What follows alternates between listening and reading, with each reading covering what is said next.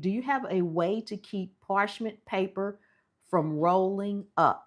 I usually flip mine on the other side. Like when you take it off and it's going to roll up and I need to use it, I flip it over and if I'm going to lay it in a pan, like say a cookie sheet, I would make sure I take a little bit more off than the cookie sheet, maybe about that much more off from the cookie sheet, then flip it over on its other side, spread it out, and crease it along the edges.